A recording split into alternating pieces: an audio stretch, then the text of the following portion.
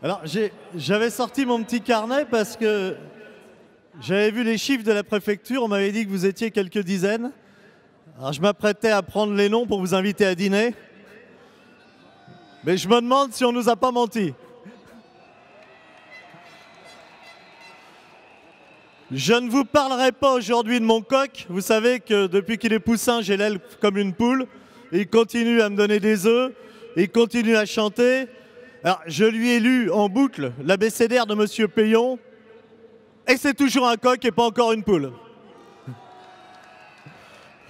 Non, syndicaliste, je vous reparlerai de conquête de la classe ouvrière, celle qu'on oublie un peu trop aujourd'hui. À la sortie du 19e siècle, ce temps terrifiant pour les salariés, ce temps de grande inéquité, la France s'est redressée, notamment parce qu'elle a mis en place une vraie politique familiale.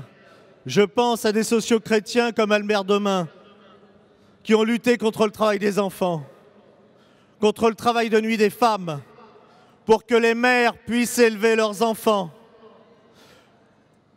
Je pense à ces patrons socio-chrétiens, comme Léon Harmel, qui dès 1884 ont déposé une proposition de loi visant à étendre les allocations familiales à tous les ouvriers, pour une raison simple. Il estimait avec d'autres qu'avec le même salaire, ceux qui avaient charge de famille ne pouvaient pas s'en tirer. Et que le rôle de la nation, c'est de favoriser les générations qui vont monter, c'est-à-dire de favoriser les familles. C'est comme ça que la France moderne et démocratique s'est construite. Il a fallu attendre 1929 pour que les premières lois d'allocation familiale soient votées pour les ouvriers du commerce et de l'industrie à l'initiative de la Confédération française des travailleurs chrétiens. Il a fallu attendre 1945, après la résistance, par les travaux issus du Conseil national de la résistance, pour que les allocations familiales soient valables pour tous. Il y avait dans le Conseil national de la résistance le mot « résistance ». Aujourd'hui, les allocations familiales sont remises en cause. Le gouvernement nous dit « j'arrête le financement à hauteur de 60% de la Caisse nationale d'allocation familiale puisque je supprime la participation des entreprises ». Et il nous dit aussi, mais ne vous inquiétez pas, dormez, braves gens, il y aura toujours une politique familiale. Alors je pose une simple question, quand on enlève 35 milliards, où va-t-on les prendre pour compenser le manque de 35 milliards? Et on nous répond, ne vous inquiétez pas, nous allons faire des économies. Eh bien moi, je voudrais savoir quelles économies l'on va faire et sur le dos de qui pour retrouver 35 milliards pour la politique familiale. Dans le même temps, on attaque le quotient familial, cet instrument d'équité entre ceux qui assument une charge de famille et ceux qui n'en ont pas. Dans le même temps, le congé parental est amputé.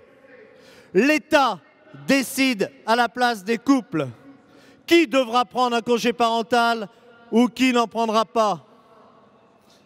Quand l'État s'ingère ainsi dans la vie des citoyens et des couples, les exemples que l'on trouve, c'est la politique de ces grands démocrates qui s'appelaient Benito Mussolini, qui s'appelaient Lénine, qui s'appelaient Mao Tse-tung, ou les généraux argentins. Ce n'est pas la démocratie, c'est la dictature de l'État dans nos familles.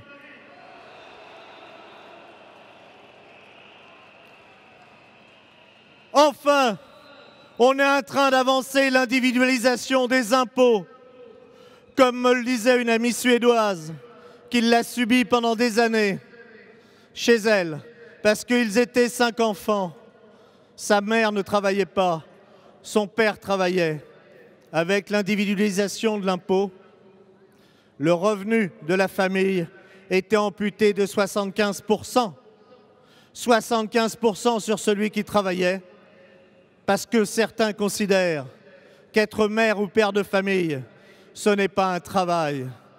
Alors maman, toi qui as élevé cet enfant, je ne savais pas que tu étais une fainéante. Je ne savais pas que quand tu nous élevais, tes 4 garçons et tes 3 filles, tu ne participais au travail pour le bien commun. On m'apprend aujourd'hui que tu ne servais à rien. Ce n'est pas cette société-là que nous voulons. Nous voulons une société où les hommes et les femmes aient un travail. Monsieur le ministre, Monsieur le Président, priorité au travail et que ceux qui le peuvent et le choisissent élèvent leurs enfants.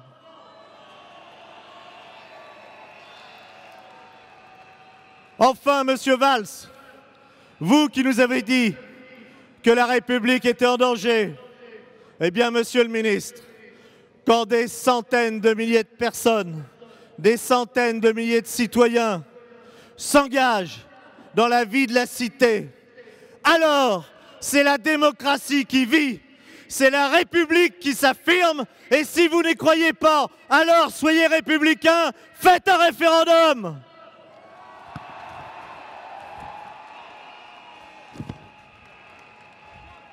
Merci.